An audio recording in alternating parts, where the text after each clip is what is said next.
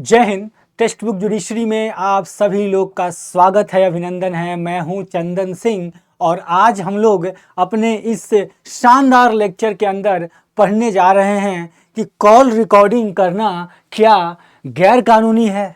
क्या हमारे भारत में जो कॉल रिकॉर्डिंग आम दिन हर दिन जो है इसकी इस्तेमाल की जाती है, चाहे वो आप अपने दोस्त से बात कर रहे हों या आप किसी कस्टमर केयर के साथ बात कर रहे हों, कस्टमर केयर के नंबर पे बात कर रहे हों या फिर आप किसी भी पर्पस से बात कर रहे हों, क्योंकि आज के समय में दोस्तों मोबाइल सबसे बड़ी चीज़ हो गई है लोगों के लिए। तो कहीं ना कहीं देखा जाए इस इलेक्ट्रॉनिक मीडिया के ज़माने में, इस डिजिटल ज़माने में कहीं ना कहीं इसकी बहुत बड़ी अहमियत हो जाती है दोस्तों। तो हमारे देश में कई तरह के बदलाव हुए और अभी नए नए जो कानून हमारे आए उन सब के इस दौर में ये टॉपिक भी काफ़ी इम्पोर्टेंट होता है कि क्या हमारे नए बीएनएस के अंदर या हमारे कोई भी ऐसा कोई कानून है हमारे अंदर, हमारे देश के अंदर क्या ऐसा कोई भी लॉ है जहाँ पे कि कॉल रिकॉर्डिंग के बारे में बताया गया हो कि कॉल रिकॉर्डिंग जो है वो सही है या गलत है,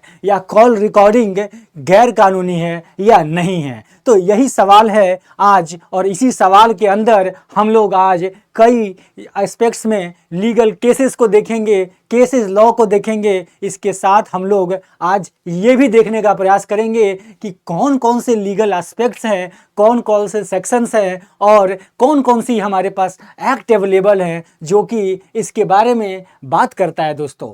तो आज के इस लेक्चर में आप सभी लोग का दिल से मैं स्वागत करता हूं और चलिए तो आज के इस लेक्चर को शुरुआत करते हैं। शुरुआत करने से पहले मैं आपसे एक सवाल पूछना चाहूँगा। स्क्रीन पे आप देख रहे होंगे मैंने एक शब्द लिखा हुआ, एक लाइन लिखा हुआ है कि क्या आपको किसी ने ब्लैकमेल किया है? क्या आपको किसी ने ब्लैकमेल किया है? अगर ब्लैकमेल किया है दोस्तों किसी ने आपको, और आप लग रहा है आपको कि आपको अपने अधिकारों के बारे में जानकारी नहीं है, आपको ये पता नहीं है कि वो ब्लैकमेल के दौरान आपके साथ कोई भी अगर घटना हुआ है, तो अगर उसमें से कॉल रिकॉर्डिंग की कोई घटना है आपके साथ, तो आपको ये लेक्चर जरूर देखना चाहिए। इस पूरे लेक्चर के अंदर आपको मैं पूरी तरीके से आपके अधिकार के बारे में समझाने का प्रयास करूंगा। तो चलिए आज का मुकदमा स्टार्ट करते हैं। तो आज की जो मुकदमा की जो दलील है वो यही है कि क्या जब दो व्यक्ति एक दूसरे से बात कर रहे हैं तो वो एक दूसरे के अगर कॉल को रिकॉर्ड कर रहे हैं तो क्या ये गैर कानूनी है?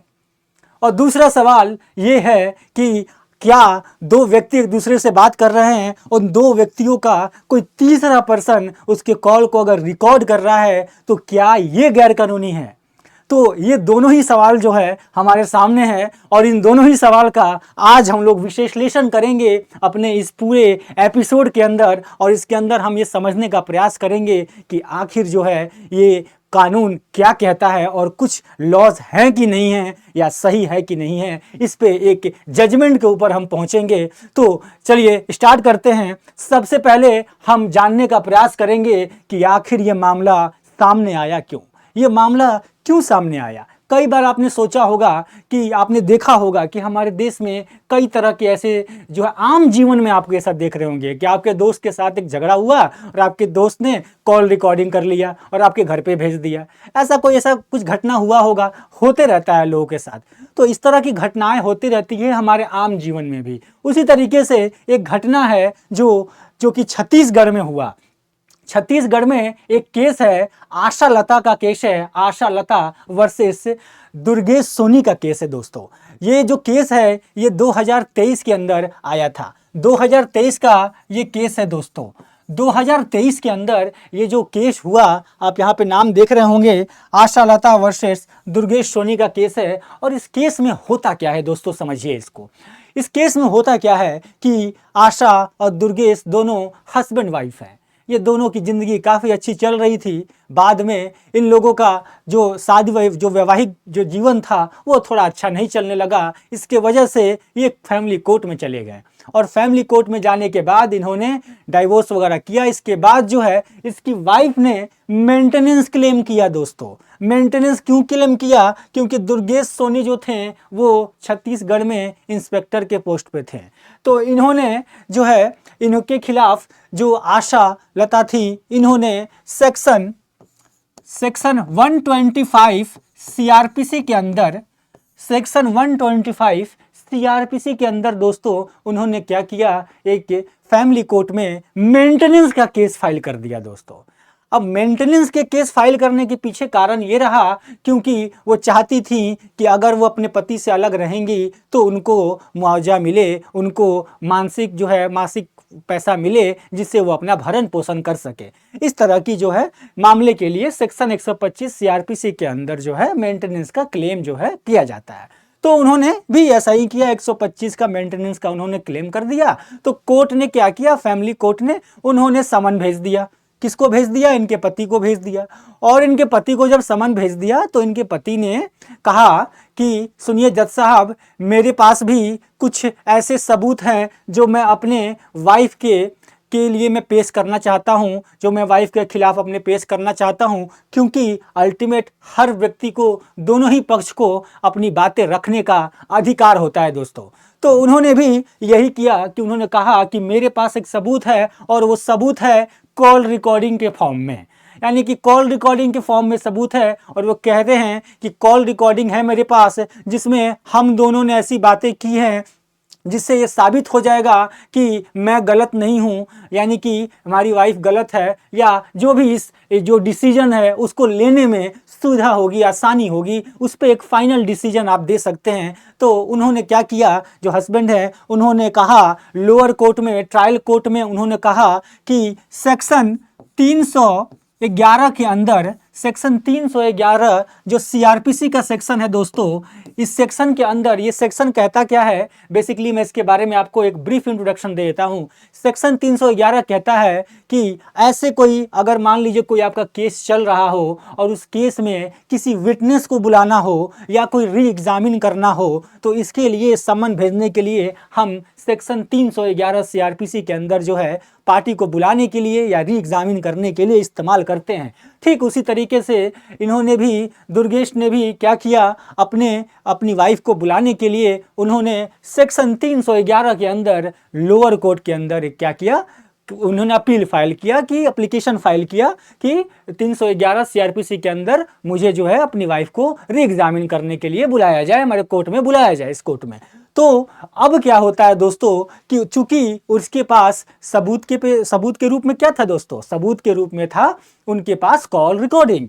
कॉल रिकॉर्डिंग सबूत के रूप में था, और कॉल रिकॉर्डिंग पेश करने के लिए एक रूल है दोस्तों, आपको कॉल रिकॉर्डिंग को देने के लिए, इलेक्ट्रॉनिक जो मटेरियल है उसको देने के लिए आपको सेक्शन 65B जो एविडेंस एक्ट है दोस्तों, एविडेंस एक्ट के अंदर जो सेक्शन 65B है वो बात करता है एडमिसिबिलिटी ऑफ, जो एविडेंस है, एडमिसिबिलिटी ऑफ इलेक्ट्रॉनिक रिकॉर्ड्स की, इलेक्ट्रॉनिक मटेरियल्स की बात करता है। यानी कि दोस्तों 65B के अंदर क्या होता है कि आप जैसे ही बोलते हैं कोर्ट को कि ऐसा है कि मेरे पास कॉल रिकॉर्डिंग्स है या मेरे पास कोई इलेक्ट्रॉनिक प्रूफ है, इसको मैं कोर्ट में पेश करना चाहता हूं, तो कोर्ट क्या कहती है, कोर्ट एक आपको सर्टिफिकेट जनरेट करके देती है। आप क्या करते हैं, एक एफिडेविट फाइल करते हैं, उस एफिडेविट में लिखते हैं कि माननीय न्यायालय, ये जितना भी जो मैं सबूत दे रहा हूं या कॉल रिकॉर्डिंग दे रहा हूं ये ओरिजिनल है, ऑथेंटिक है। यानी कि एक जो है सर्टिफिकेट भी जो है वो क्या करते हैं, दुर्गेश लगाते हैं ट्रायल कोर्ट के अंदर। अब होता क्या है दोस्तों, जब ट्रायल कोर्ट के अंदर उन्होंने सर्टिफिकेट भी लगा दिया, 311 के सीआरपीसी के अंदर उन्होंने एप्लीकेशन भी फाइल कर दिया, तो जो ट्रायल कोर्ट है उन्होंने, वो कहती है, मामले को सुनती है, और मामले को सुनने के बाद ट्रायल कोर्ट कहती है कि इस मामले में आप जो है, मतलब आप वाइफ को बुलाया जाए, यानी कि वाइफ को बुलाया जाए, वाइफ को सुना जाएगा, ऐसा कोर्ट कहती है, ट्रायल कोर्ट कहती है। तो इससे क्या होता है कि जो इनकी वाइफ है वो कहती हैं ये तो मेरे साथ बिल्कुल गलत हो गया, क्योंकि मैंने तो इनसे बातें की थी फ़ोन पे, अब फ़ोन जो मेरी पर्सनल टॉकिंग है, पर्सनल जो हमारी बातें हैं, उसको आप किस तरीके से कोर्ट पे पेश कर सकते हैं, मेरी प्राइवेट जो है, मेरी जो राइट टू प्राइवेसी है वो ख़त्म हो रही है। यानी कि वो तमाम तरीके से जो है अनसेटिस्फाइड होकर उन्होंने अपील फाइल कर दिया हाई कोर्ट के अंदर। वो चली गई हाई कोर्ट के अंदर, और हाई कोर्ट में जब जाती हैं, वो छत्तीसगढ़ हाई कोर्ट के अंदर केस ये फाइल होता है दोस्तों। छत्तीसगढ़ हाई कोर्ट के अंदर जब ये केस फाइल होता है और जब ये केस जाता है छत्तीस हाई कोर्ट में, तो जब जज साहब सुनते हैं तो उसमें भी यही दलील दी जाती है, 311 के अंदर बुलाने की बात की जाती है, मेंटेनेंस की बात की जाती है। तो इसमें जो हाई कोर्ट है उन्होंने जब डिसीजन देने की बारी आती है तो वो दो केसेस को मेनली कोट करते हैं दोस्तों। वो दोनों केसेस के बारे में हम लोग समझ लेते हैं कि कौन कौन से केस को वो कोट करते हैं। देखिए दोस्तों, अब यहाँ पे पीयूसीएल का केस है, जिसमें पीयूसीएल वर्सेस इंडिया का केस है। आप देख रहे होंगे पीयूसीएल वर्सेस इंडिया का दोस्तों ये केस है। इस केस को भी कोट किया जाता है और इस केस को भी कोट करते हुए और इसके बाद एक जो सबसे महत्वपूर्ण केस है जिसके बारे में हमें जानना चाहिए, RM. Malkani versus State of Maharashtra और mister X versus hospital Z. ये दो तरह के केसेस हैं जिसको जो है कोर्ट किया जाता है। और कोर्ट करते हुए हाई कोर्ट कहती है कि माननीय सुप्रीम कोर्ट ने यह डिसीजन पहले ही दिया हुआ है और ऐसे मामले में, और सुप्रीम कोर्ट ने कहा है कि अगर इस तरह के कोई मामले आती है तो उसमें अगर किसी व्यक्ति का राइट टू प्राइवेसी का अगर उल्लंघन हो रहा है तो ये गलत है और इसके आगे जो है कार्रवाई रोक देनी चाहिए, नहीं होनी चाहिए। तो सिंपल सा कहता क्या है कि उन्होंने कोर्ट में जो ये लोअर कोर्ट ने जो डिसीजन दिया था उसको बिल्कुल खारिज कर दिया हाई कोर्ट ने, और हाई कोर्ट ने सीधा यही बोला कि ये जो मलकलानी केस है, आर.एम. मलकलानी केस है वर्सेस स्टेट ऑफ महाराष्ट्र, इसके अंदर जो बातें दी गई हैं इसको कोट करते हुए सीधा जो है वो आपको जो हाई कोर्ट है वो जजमेंट देती है। वो कहती है कि जो एग्रीव पार्टी है वो उसके अनुसार, यानी कि जो वाइफ है वो कहीं ना कहीं उसके राइट टू प्राइवेसी का उल्लंघन हुआ है, और ये जो कॉल रिकॉर्डिंग है वो एक पर्सनल टॉक थी। इसके बिहाफ पर कोर्ट जो है इस राइट टू प्राइवेसी के बिहाफ पर कोर्ट क्या करती है, कोर्ट जो है वो हस्बैंड के फेवर में डिसीजन नहीं देती है। और इसमें क्या होता है दोस्तों होता ये है कि ये डिसीजन जो है वाइफ के फेवर में चला जाता है और ये केस जो है वहाँ पे क्लोज हो जाता है। तो कहने का मतलब ये है दोस्तों, यहाँ पे आपने देखा क्या एस्पेक्ट देखा कि कोर्ट जो है वो डिसीजन देती है और कोर्ट डिसीजन कुछ केसेस के बिहाफ पर देती है। इसमें एक इम्पॉर्टेंट मामला भी है दोस्तों, जिसमें कि कौन कौन से मामले को उठाए गए हैं उसके बारे में भी आपको मैं क्लियरली बता देता हूँ। एक जो केस कोर्ट किया, जैसे के मलकलानी का केस आपने देख लिया, इसके बाद एक जो और केस को कोर्ट किया गया वो ये था Arunima Alisha Abha Mehta versus Sunil Mehta, MP high court का ये केस है दोस्तों। ये एमपी हाईकोर्ट का केस है और इस केस में कहा गया था, इसमें ऑब्जर्व किया गया था दोस्तों कि मध्य प्रदेश हाईकोर्ट ने ये देखा कि ये सेम टू सेम केस है, यानी छत्तीसगढ़ कोर्ट ने ही इस केस को कोर्ट किया जो हाईकोर्ट का एमपी हाईकोर्ट का केस था। इस केस में भी यही हुआ था दोस्तों कि जो डिसाइड किया गया था कि जो वैल्यू ऑफ कंजर्वेशन यानी कन्वर्सेशन है recorded behind the back of it was self. इसमें क्या कहा गया था कि इसमें बिल्कुल ये बोला गया था दोस्तों कि जो वायलेशन है वो आर्टिकल 19 का वायलेशन है और आर्टिकल 21 का वायलेशन हो रहा है, इसमें कहा गया था।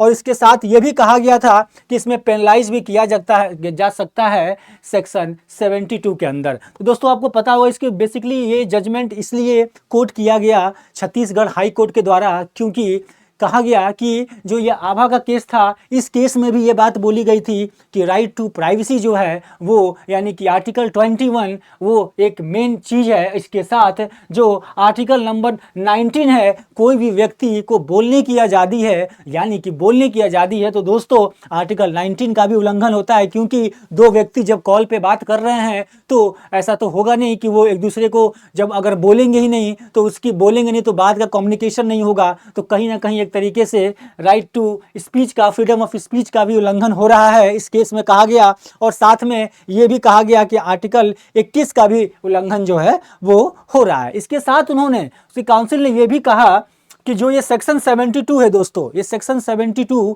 आईटी एक्ट का है, 2000 आईटी इंफॉर्मेशन टेक्नोलॉजी एक्ट 2000। इस केस में भी सिंपल सा बात कहा गया था दोस्तों। इस वाले जो सेक्शन में यही बात कहा जाता है कि ये पेनल्टीज के से रिलेटेड है, यानी कि सजा होगी अगर ऐसे मामले में आप पकड़े जाते हैं, किसी का प्राइवेसी का उल्लंघन करते हैं या किसी के साथ ऐसा अगर आप काम करते हैं तो इसमें आपको जो है वो सजा हो सकती है। ठीक है दोस्तों, अब देखिए अब क्या होता है यहाँ पे, जैसे मैंने बताया कि छत्तीसगढ़ हाईकोर्ट ने क्या किया कि हस्बैंड की अपील को ही जो खारिज कर दिया, और हस्बैंड की अपील को खारिज कर दिया, यानी कि वाइफ की अपील को, वाइफ ने अपील किया था तो वाइफ की जो है वो जीत हो जाती है और हस्बैंड को जो है वो खारिज किया जाता है। अब दोस्तों यहाँ पे सवाल खड़ा यही होता है कि क्या यहाँ पे जस्टिस हुआ।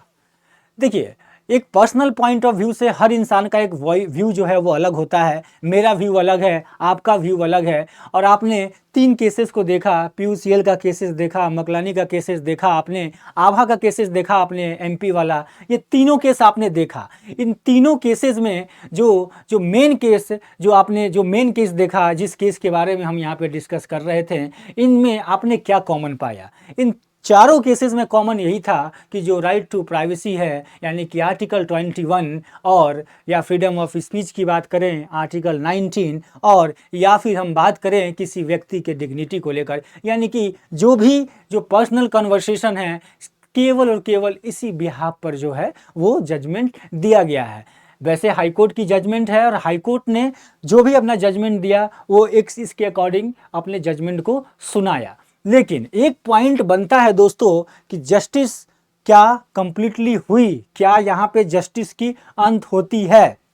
क्योंकि दोस्तों कहा जाता है, हमारे लॉ में से प्रोविजंस है कि दोनों ही पार्टी को कंप्लीटली मौका मिलना चाहिए अपनी बातों को रखने के लिए। बेशक दोनों ही बातों को, दोनों ही पार्टी को कंप्लीटली मौका मिला, लेकिन पॉइंट यहाँ पे सवाल यहीं पे खड़ा होता है दोस्तों। सवाल ये खड़ा होता है कि अगर अगर हस्बैंड को, अगर मान लीजिए कि इस केस को साबित करने में हो सकता है कि दोनों के बीच में जो कन्वर्सेशन हुए होंगे वो कन्वर्सेशन कुछ इतने इम्पॉर्टेंट कन्वर्सेशन हो सकते हैं, जिस इम्पॉर्टेंट का जो कन्वर्सेशन है उस कन्वर्सेशन की वजह से केस को सॉल्व भी किया जा सकता था। यानी कि एक पॉसिबिलिटी तो है ना दोस्तों कि अगर मान लीजिए कोर्ट ये कह देती, हाईकोर्ट ये बोलती, छत्तीसगढ़ हाईकोर्ट ये कहती कि नहीं, आप जो है इसको पेश कीजिए, और इसको आप जब एविडेंस को पेश करेंगे और ये बुलाती, अगर उससे एग्जामिन करती और उस कॉल रिकॉर्डिंग के अंदर अगर एक आध दो चीज़ भी अगर मिल जाता, जो इम्पोर्टेंट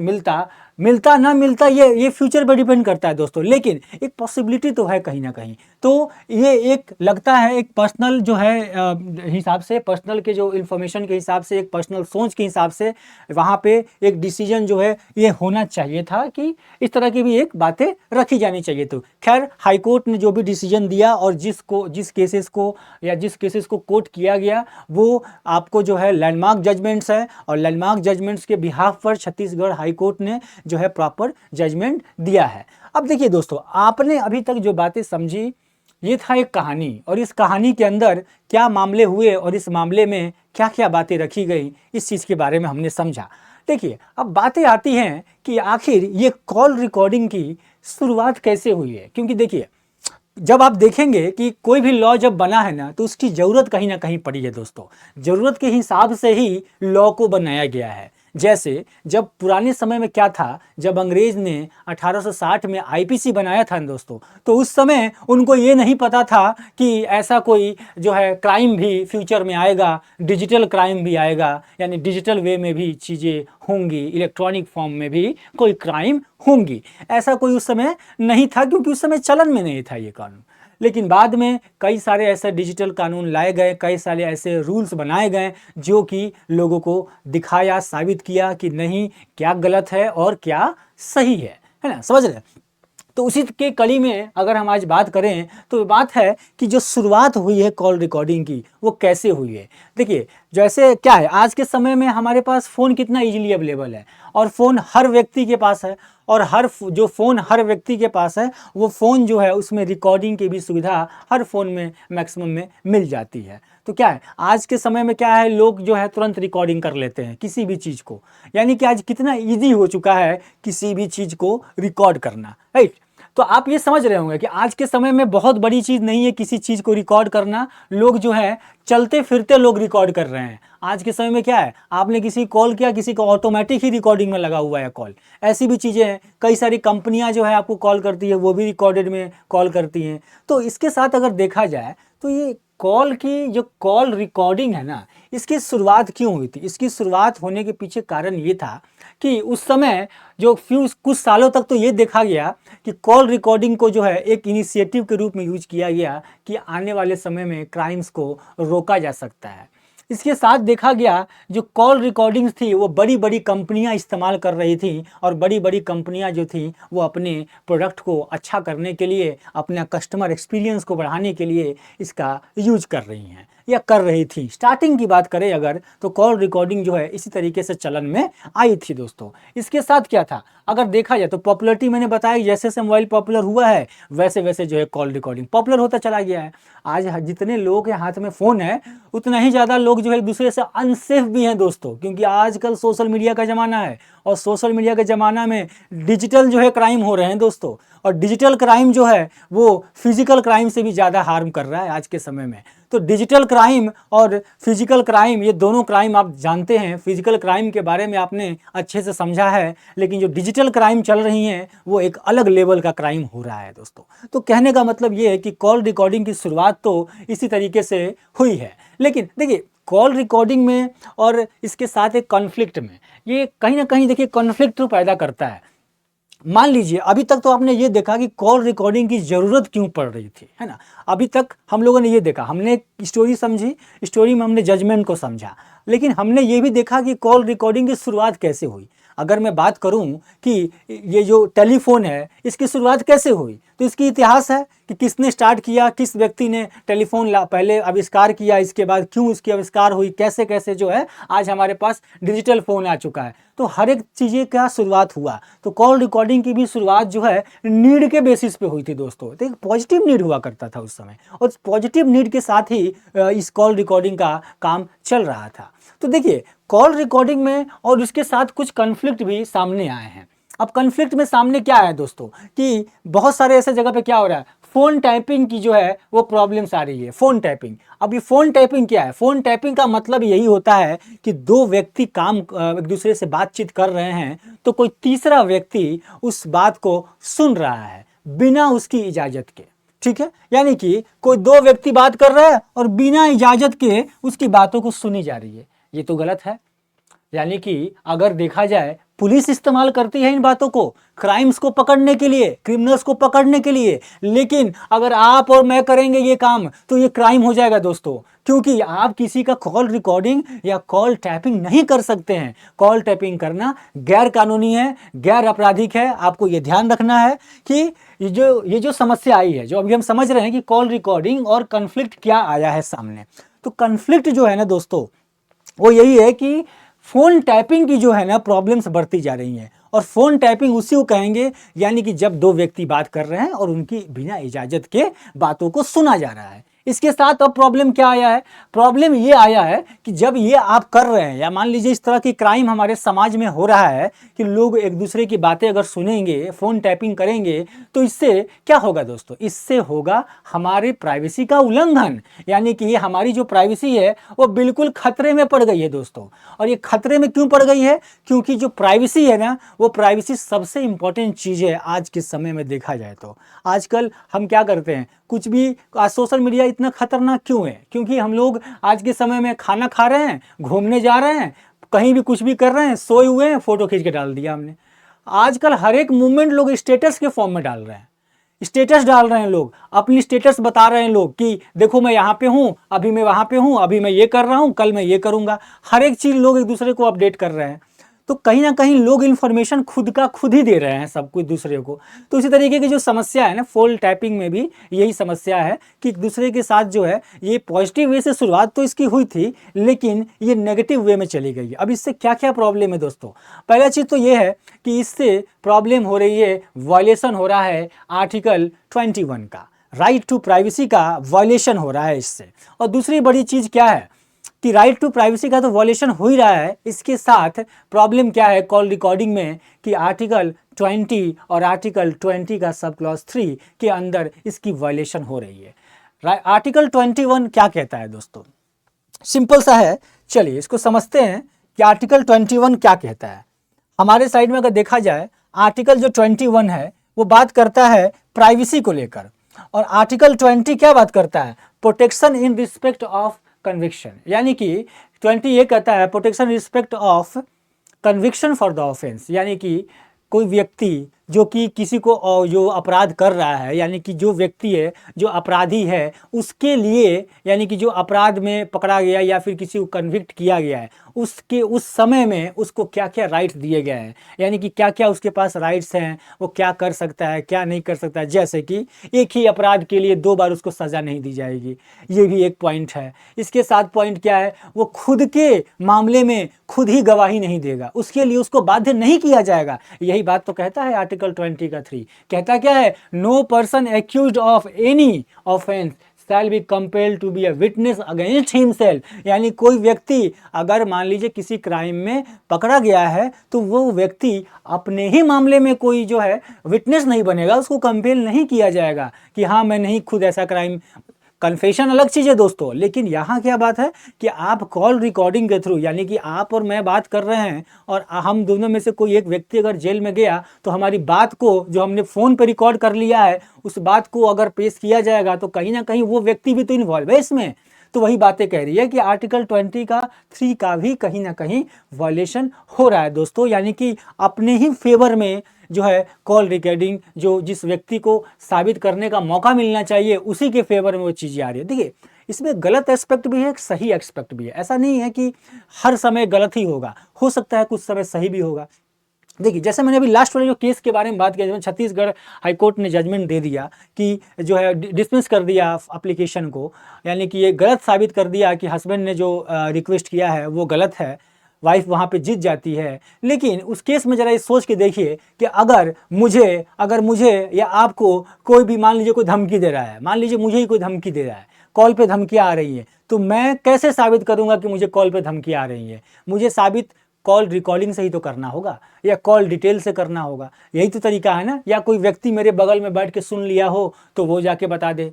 तो कहीं ना कहीं देखा जाए तो आप किसी चीज़ को अगर साबित करना चाहते हैं तो उसका जिस माध्यम में आप उसका एविडेंस देना चाहते हैं वो उसी माध्यम में उसका एविडेंस देना होता है दोस्तों। तो बात यहीं पे है कि अगर किसी क्राइम हो रहा है, अगर कोई क्राइम डिजिटली हो रहा है या कोई क्राइम डिजिटली वे में अगर उसको सॉल्व किया जा सकता है तो कहीं ना कहीं उसको उस चीज़ में इन्वॉल्व होना चाहिए, उस चीज़ से उसकी सॉल्व की जा सकती है, इसकी पॉसिबिलिटी होती है दोस्तों। तो समझ रहे हैं यहाँ पे कि आर्टिकल 20 और 20 का सब क्लॉज 3 और आर्टिकल 21 इन दोनों का उल्लंघन हो रहा है इसके वजह से, यानी कि कॉल रिकॉर्डिंग के यानी फोन टैपिंग के वजह से। कोई व्यक्ति अगर आप बात कर रहे हैं अपने घर पे और आपके फ़ोन को टैप कर ले और वो आपकी सारी बातें सुन रहा है तो इससे आपका प्राइवेसी का ही तो उल्लंघन हो रहा है। इसके साथ अगर आपके अगेंस्ट में अगर उसकी इस्तेमाल की जाती है उस कॉल टाइपिंग को तो कहीं ना कहीं आर्टिकल 20 की जो है आपकी वायलेशन हो रही है दोस्तों। ठीक है, अब यहाँ पे देखिए समझने वाली बात यह है कि अभी तक मैंने कई दफ़ा यहाँ वर्ड का इस्तेमाल किया, प्राइवेसी प्राइवेसी प्राइवेसी। मैंने कई बार बोला प्राइवेसी प्राइवेसी, क्या है प्राइवेसी। अब प्राइवेसी को समझना भी जरूरी है कि प्राइवेसी कहते किसको हैं। तो इसको कहने के लिए एक केस आया था, Puttaswamy versus Union of India, 2017 का यह मामला है दोस्तों। और इस मामले में सुप्रीम कोर्ट ने कुछ लैंडमार्क जजमेंट दिए हैं दोस्तों। याद रखिएगा एग्जाम में डायरेक्ट ये क्वेश्चंस पूछे जाते हैं। मैंने अभी तक 4 और एक 5वां केस है ये 5वें केस में मैंने आपको 5 केसेस बताएं, 5 केस को याद रखिएगा। तो Puttaswamy versus Union of India का जो पुट्टुस्वामी, इसमें कहा गया कि right to privacy is protected as an part of the right to life and personal liberty under article 21। यानी कि राइट टू प्राइवेसी को एक पार्ट बताया गया है, राइट टू लाइफ का ही पार्ट है, पर्सनल लिबर्टी का ही पार्ट है। समझ रहे हैं। इसके साथ ये भी बोला गया है कि it's a part of freedom of guaranteed by the part 3 of the constitution. Part 3 यानी कि फंडामेंटल राइट्स के अंदर हमें ये गारंटी दी गई है कि हमारी जो इच्छा, हमारी जो पर्सनल लिबर्टी है, हमारी जो राइट टू लाइफ है, इसकी रक्षा की जाएगी। तो इसी के अंदर आती है राइट टू प्राइवेसी। यानी कि कोई पूछे राइट टू प्राइवेसी किसके अंदर आता है तो आर्टिकल 21 के अंदर ही आता है ये चीज़ें। सुप्रीम कोर्ट ने इसको डिसाइड किया है, सुप्रीम कोर्ट ने इस केस में बताया है दोस्तों। अब इसमें यह भी बताया, जजमेंट दिया था, उन्होंने कहा था कि राइट टू प्राइवेसी इंक्लूड करता है दोस्तों right to forgotten and right to left alone. याद रखिएगा ये बहुत ही इंपॉर्टेंट पॉइंट है दोस्तों, right to forgotten and right to be left alone. ये दोनों जो पॉइंट है ना दोस्तों, ये भी राइट टू प्राइवेसी के अंदर इंक्लूड है। अब जरा सोच के बताइए, अब एक मैं स्टोरी आपको बताता हूँ। एक व्यक्ति था जो क्या करता है कि वो यूएस से इंडिया में आ रहा था, पढ़ने वाला व्यक्ति था, कॉलेज में पढ़ रहा था, इंडिया छोटा कि चलो इंडिया घूम के आते हैं, तो वो यूएस से इंडिया में आता है। तब तक क्या होता है कि उसको एयरपोर्ट पे पकड़ लेते हैं कस्टम वाले, और पकड़ते किस एक्ट में है? एनडीपीएस एक्ट में पकड़ लेते हैं दोस्तों, नारकोटिक्स एक्ट में उसको पकड़ लेते हैं। ठीक है, एनडीपीएस एक्ट में पकड़ लेते हैं। ये मैं आपको एक केस बता रहा हूँ, ये केस के अंदर जो है आपको मैं बता रहा हूँ, ये केस का नाम है जरोवर सिंह मुंडे वर्सेस यूनियन ऑफ इंडिया का ये केस है। ठीक है, तो ये जो केस है ये 2021 का केस है, और इस केस में ये कहानी मैं आपको समझा रहा हूँ, समझने का प्रयास कीजिएगा कि इसमें कैसे जो है राइट टू प्राइवेसी का भी उल्लंघन हो रहा है। चूँकि कनेक्टेड है कॉल रिकॉर्डिंग से, इसलिए जानना जरूरी है। देखिए, तो बंदा आता है और उसको कस्टम वाले पकड़ लेते हैं एनडीपीएस एक्ट के अंदर, और क्या करते हैं दोस्तों, एनडीपीएस एक्ट के अंदर जब पकड़ लेते हैं तो वो व्यक्ति को फिर सज़ा होने के लिए, सज़ा तो नहीं होती, ट्रायल करने के लिए कोर्ट भेज दिया जाता है। तो कोर्ट को पता चलता है कि ये चीज़ उतना सही नहीं है, इसने ऐसा कुछ नहीं किया है। तब तक मीडिया वालों ने पूरा छाप दिया, सारी चीज़ें ऐसे हर जगह पे छाप दिया कि ऐसा जो है इसने किया हुआ है। फिर वो व्यक्ति जो है बरी हो जाता है और फिर वो चला जाता है अपने वापस देश चला जाता है। ठीक है, तो वापस जो है यूएस चला जाता है। अब क्या होता है दोस्तों कि जब वापस वो यूएस चला जाता है, पढ़ाई उसकी ख़त्म होती है, तो वो नौकरी के लिए अप्लाई करता है, अपने देश की कंपनियों में, अलग अलग कंपनियों में अप्लाई करता है। तो कंपनियां एम्प्लॉय वेरिफिकेशन जब करती हैं तो उसको पता चलता है कि ये व्यक्ति के ऊपर कोई केस चल रहा था, ऐसा कुछ भी उनको पता चल रहा था। तो सोशल मीडिया पे इस तरह का हवा बना दिया गया उसके लिए, तो वो पूरा प्रॉपर जो है अब तक मौजूद था, उस समय तक मौजूद था। तो वो व्यक्ति काफ़ी हताश हो चुका था, कई जगह पे जॉब के लिए अप्लाई कर रहा था और उसको जॉब नहीं मिल पा रही थी दोस्तों। तो इस केस में क्या हुआ दोस्तों, इस केस में क्या हुआ कि उस व्यक्ति ने क्या किया, फिर वो इंडिया आया, यहाँ पे कोर्ट में अपील किया और उसने कहा कि जब मैं बरी हो चुका हूँ, जब मैं पूरी तरीके से बरी हो चुका हूँ, मेरे ऊपर कोई केस नहीं है, फिर मुझे जो है मेरे जितने भी ये बातें फैली हुई हैं, या फिर मेरे जो जितने भी ये सोशल मीडिया पे या फिर कोई वेबसाइट पे मेरे उस केस के बारे में अगर लिखी गई है, उसको क्यों नहीं हटाया जा रहा है, क्यों नहीं उसको भूला जा रहा है। वही तो बात कहता है, भूलने की बात करता है, क्यों नहीं उसको भूला जा रहा है, क्यों नहीं उसको मिटाया जा रहा है। तो इंडियन कोर्ट कहती है, इंडिया में बोला जाता है कि इंडिया में ऐसा कोई लॉ नहीं है कि वो ये बोले कि राइट टू फॉरगेटन का ऐसा कोई सिद्धांत इंडिया में नहीं अभी तक बना है दोस्तों। ऐसा उस समय कहा गया कि इंडिया में सिद्धांत ऐसा कुछ तो बना नहीं है, ऐसा कोई लॉ नहीं है। लेकिन सुप्रीम कोर्ट ने कहा कि इसको इंक्लूड करते हैं राइट टू प्राइवेसी के अंदर, यानी कि कोई व्यक्ति अगर साबित हो चुका है, बरी हो चुका है, तो तब उसकी जो है बात को रखनी चाहिए। तो एक उपाय जो है बताया गया दोस्तों कि वैसे तो कोई लॉ नहीं है, कोई डिसीजंस नहीं है, ऐसे कोई रूल्स नहीं है, लेकिन एक काम किया जा सकता है कि जो भी वेबसाइट्स इस तरह के न्यूज़ को डाला हुआ है, वो वेबसाइट्स उसको हटा सकती हैं, उसको डिलीट कर सकती हैं। यानी कि कोर्ट ने उसके ऊपर छोड़ दिया दोस्तों, यानी कि कंपनी के ऊपर छोड़ दिया। तो उसमें कुछ कंपनियां थी जिसने एक्सेप्ट कर लिया, कुछ कंपनियां थी जिन्होंने एक्सेप्ट नहीं किया था। तो ऐसी बहुत सारी इसके अंदर जो है मामले आए।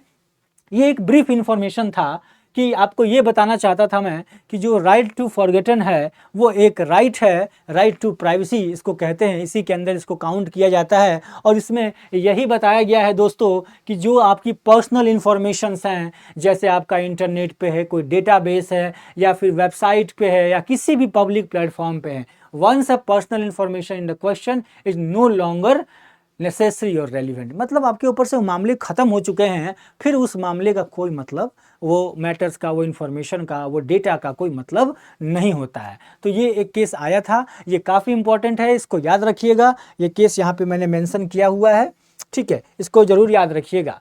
चलिए, तो आगे की बातों को हम समझते हैं कि आगे की बातों में, अब देखिए यहाँ तक आपने क्या समझा, यहाँ तक आपने ये समझा जो हमारी ये इन्फॉर्मेशन चल रही है कि राइट टू प्राइवेसी हमारा कनेक्टेड है कॉल रिकॉर्डिंग से, और कॉल रिकॉर्डिंग से संबंधित है, तो हम इनकी बातों को समझ रहे हैं। अब इसी के साथ गवर्नमेंट ने इनिशिएटिव तो लिया है दोस्तों, गवर्नमेंट ने कुछ इनिशिएटिव्स लिए हैं इंडिया में, जिसमें कि हमारे प्राइवेसी को प्रोटेक्ट करने के लिए कुछ स्टेप्स गवर्नमेंट के द्वारा लिए गए, जिसमें कि आप 2 लॉ को देख रहे हैं। 2 लॉ में एक लॉ है पर्सनल डेटा प्रोटेक्शन लॉ, लाया गया 2019 में, जिसमें आपके पर्सनल जो डेटा हैं, यानी कि ये कमेटी थी BN श्री कृष्णा कमेटी थी, 2018 में बनाई गई थी। इसी कमेटी ने लाया है पर्सनल डेटा प्रोटेक्शन बिल। इसी के अंदर ये आधार कार्ड वाला जो डेटा है ना, आधार कार्ड में आपका जो आधार नंबर को छिपाने का या फिर आपको उसके अंदर कितनी इन्फॉर्मेशन होनी चाहिए, ये मामला भी आया था इसके अंदर। तो देखिए प्रोटेक्शन ऑफ प्राइवेसी इंक्लूड्स, इसमें क्या है, पर्सनल डेटा था या फिर आपकी कोई भी ऐसी डेटा है जो पर्पस आपकी मैटर को मेंटेन करती है,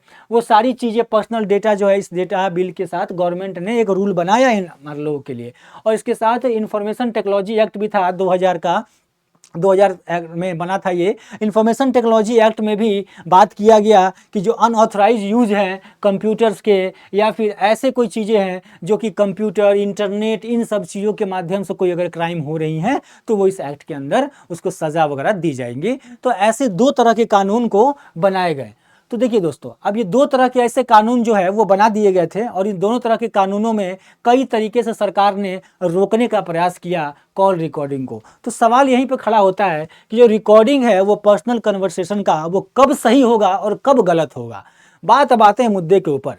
तो आती है क्या कि देखिए कोई भी इंडिविजुअल व्यक्ति, वैसे अगर देखा जाए तो इंडिविजुअल कन्वर्सेशन, कोई भी व्यक्ति इंडिविजुअल कन्वर्सेशन एक दूसरे के साथ अगर कर रहा है तो वो एक दूसरे का कॉल को रिकॉर्ड अगर कर रहा है without any consent, without consent अगर कर रहा है तो उसको हम गलत बोल सकते हैं कि क्योंकि कंसेंट लेना जरूरी है सामने वाले व्यक्ति के साथ। ठीक है, तो क्या है, रिकॉर्डिंग जो है वो किसी इंडिविजुअल का कन्वर्सेशन बिना उसके अगर कंसेंट के अगर उसको किया जा रहा है तो ये स्ट्रिक्टली प्रोहिबिटेड है इंडिया में। यानी कि अगर बिना आप कंसेंट के, विदाउट कंसेंट अगर ये करेंगे तो स्ट्रिक्टली प्रोहिबिटेड है इंडिया के अंदर।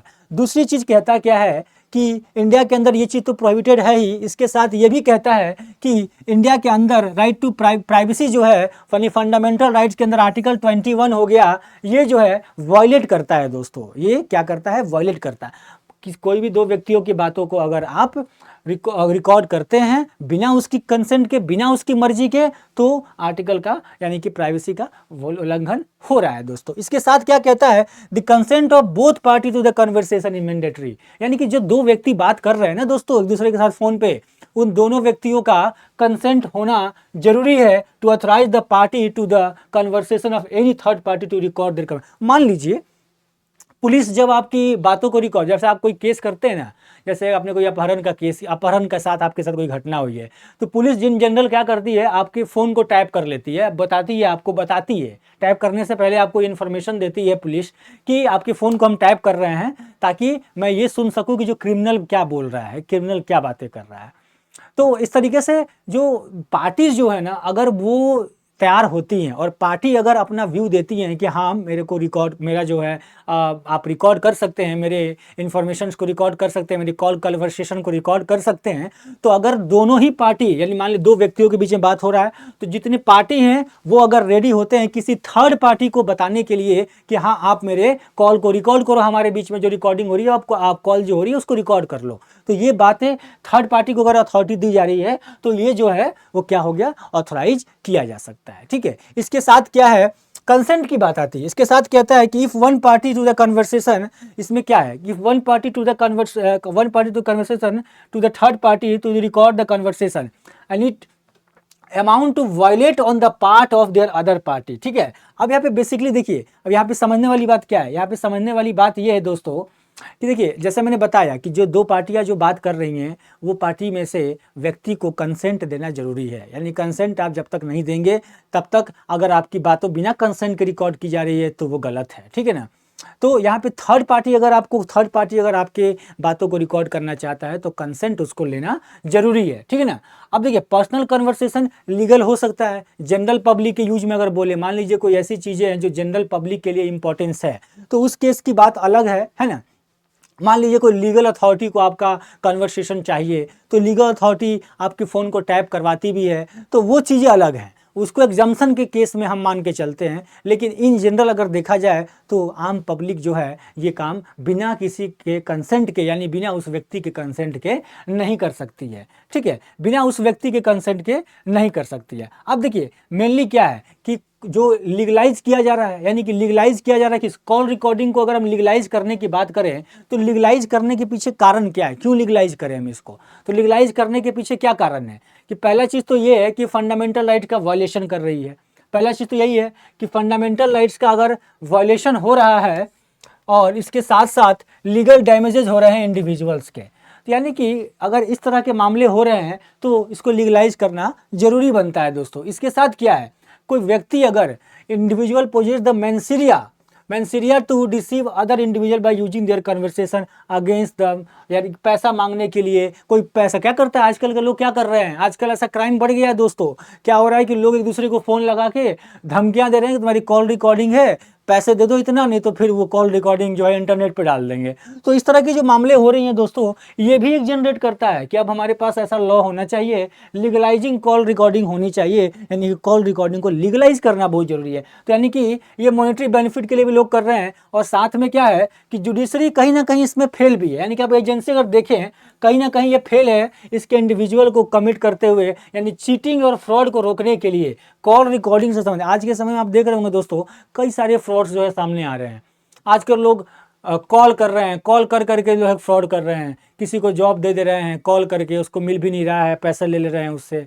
या फिर आप देखेंगे कई तरह के लोग जो एक दूसरे को धमकाने का प्रयास कर रहे हैं, कई तरह से लोग एक दूसरे को जो है वो ब्लैकमेल कर रहे हैं, है ना। तो इस तरह के जो काम हो रहे हैं ना दोस्तों, ये जो क्राइम बढ़ता जा रहा है, ये क्राइम जो बढ़ रहा है ना, यही क्राइम जो है इसको रोकने के लिए कहीं ना कहीं हमारे पास एक स्ट्रिक्ट कानून नहीं है। अगर एक स्ट्रिक्ट कानून होती ना इसके लिए, तो एक स्ट्रिक्ट कानून होती तो इसमें कहीं ना कहीं सुधार होता। बट आने वाले समय में इस पे कानून बनने की पूरी तरह से संभावना है, बहुत सारे ऐसे लॉज जो है बनेंगे। बट अभी हमारे पास जैसे दो लॉ हैं, बताया मैंने आपको, प्रोटेक्शन बिल है, प्रोटेक्शन डेटा प्रोटेक्शन बिल है, इसके साथ साथ हमारे पास जो एक्ट है, और इसके साथ हमारे पास क्या है, आईटी एक्ट है 2000 का। ये दोनों ही एक्ट जो हैं वो अभी हमारे पास हैं, जिसमें कई सारे ऐसे प्रोविजंस दिए गए हैं दोस्तों। इसके साथ देखिए, इसके साथ क्या, कॉल रिकॉर्डिंग क्या किया था, पर्सनल कन्वर्सेशन के लिए यूज करते हैं, विक्टिम ब्लैकमेल करने के लिए, जैसा मैंने आपको बताया, विक्टिम ब्लैकमेल करने के लिए, किसी को परेशान करने के लिए कई तरह की चीज़ें जो हैं इस्तेमाल की जाती हैं, ताकि लोगों को हरास किया जा सके, लोगों से पैसे बेनिफिट लिए जा सके।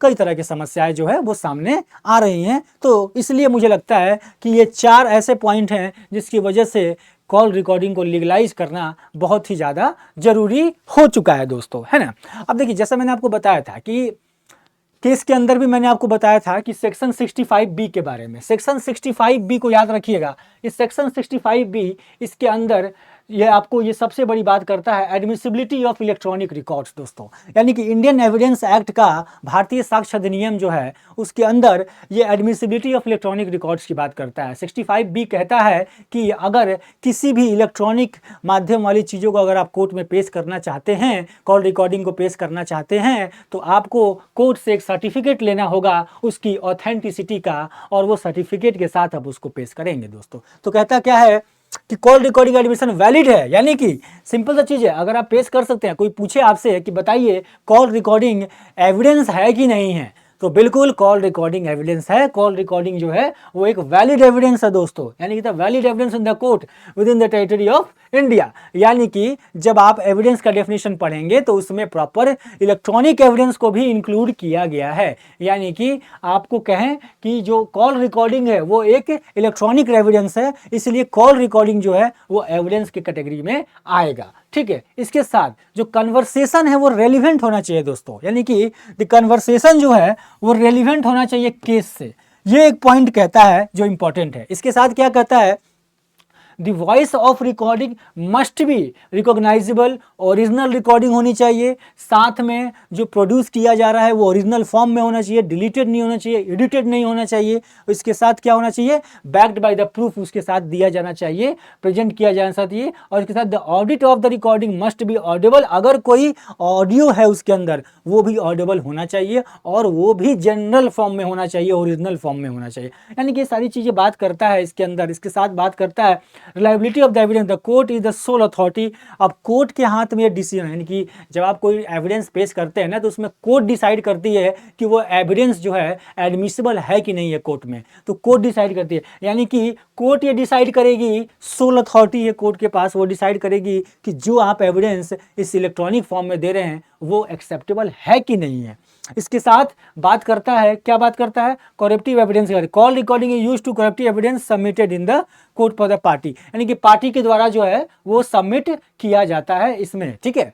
तो यहाँ तक आप तीनों चीज चारों चीज समझ गए होंगे। ये बताने के पीछे कारण ये था कि जो हमने केस लॉज पढ़े हैं स्टार्टिंग में, उन केस लॉज में इस सेक्शन का इस्तेमाल हुआ था और इसी सेक्शन के बलबूते पर जो है वो ट्रायल कोर्ट से उसके जो हस्बैंड थे जो छत्तीसगढ़ वाले केस में, उन्होंने इसी की वजह से अपने जो एविडेंस थे कॉल रिकॉर्डिंग को, इसको सबूत को पेश किया था। तो ये बातें आती हैं सामने, ठीक है। तो ये आपका हो गया सेक्शन 65 भी, जो कि क्यों जरूरी है, क्या कहता है इसके अंदर।